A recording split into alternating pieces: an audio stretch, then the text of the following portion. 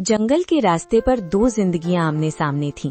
एक तरफ रमेश था, जिसकी सफलता की चमक चोरी और लालच से बनी थी, और दूसरी तरफ मोहन, जिसकी ईमानदारी ने उसे थका तो दिया था पर झुकाया नहीं था।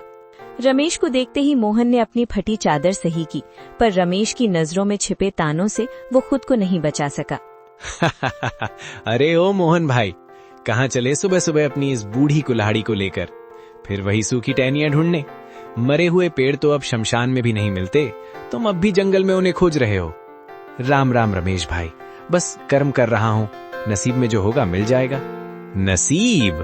अरे भाई, नसीब हाथों की लकीरों में नहीं, कुल्हाड़ी की धार में होता है। देखो मेरी गाड़ी ताजी लकड़ियों से लदी है, शहर पहुंचते ही गड्डियां हाथ में होंगी, और तुम्हारी हड्डियों की गिनती दूर से हो रही है।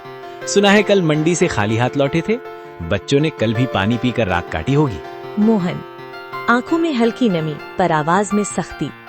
मेरे बच्चे क्या खाकर सोए, ये मेरी और मेरे रब की बात है रमेश, पर कम से कम उन्हें ये तो पता है कि उनका बाप किसी के हक की लकड़ी काट कर घर नहीं लाता। रात को जब मैं सोता हूँ तो मुझे परिंदों के उजड़े घोंसलों की चीखें सुनाई नहीं देती।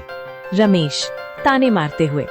आदर्शों से पेट नहीं भरता मोहन, ये जो तुम ईमान ईमान की माला जपते हो ना, इसी ने तुम्हें इस हाल में पहुंचाया है। तुम्हारी विमला बेचारी फटी साड़ी सिल सिल कर थक गई है, और तुम यहाँ जंगलों में भूत बनकर घूम रहे हो। लोग तुम्हें ईमानदार नहीं, मूर्ख कहते हैं। थोड़ा दिमाग चलाओ, मेरी तरह हरे पेड़ काटो, 2 दिन में घर की छत बदल जाएगी। वरना याद रखना, भूखे पेट वाले की शराफत को दुनिया कायरता कहती है। शायद तुम सही कहते हो रमेश, दुनिया के लिए मैं मूर्ख हूँ, पर जिस दिन मैं अपनी भूख मिटाने के लिए हरे पेड़ काटने लगा, उस दिन मुझमें और तुम में क्या फर्क रह जाएगा? तुम्हारी तिजोरी भर रही है, पर तुम्हारी रूह खाली होती जा रही है।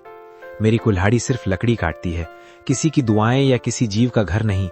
तू अपनी गड्डियां गिन, मैं अपना सुकून ढूंढता हूँ। जाओ जाओ, ये सुकून तुम्हें ले डूबेगा। शाम को जब खाली हाथ लौटोगे और नन्नू को रोते देखोगे, तब पूछना अपने इस सुकून से कि उसकी कीमत क्या है। फकीर ही रहोगे तुम मोहन, फकीर ही मरोगे। रमेश अपनी बैलगाड़ी को जोर से हाँकते हुए धूल उड़ाता निकल गया। मोहन वहीं खड़ा धूल साफ करता रहा। उसकी आंखों में आंसू थे, पर दिल में एक अजीब सा संकल्प। उसने अपनी कुल्हाड़ी मजबूती से पकड़ी और उस घने जंगल की ओर कदम बढ़ा गए, जहां आज उसकी परीक्षा होने वाली थी। सूरज अभी ठीक से उगा भी नहीं था कि मोहन की कुल्हाड़ी की ठक ठक जंगल की सन्नाटे को चीरने लगी। शरीर में जान नहीं थी। कल रात सिर्फ आधा गिलास पानी पीकर सोया था, पर हाथों में बच्चों के भूखे चेहरों की याद ने बिजली भर दी थी।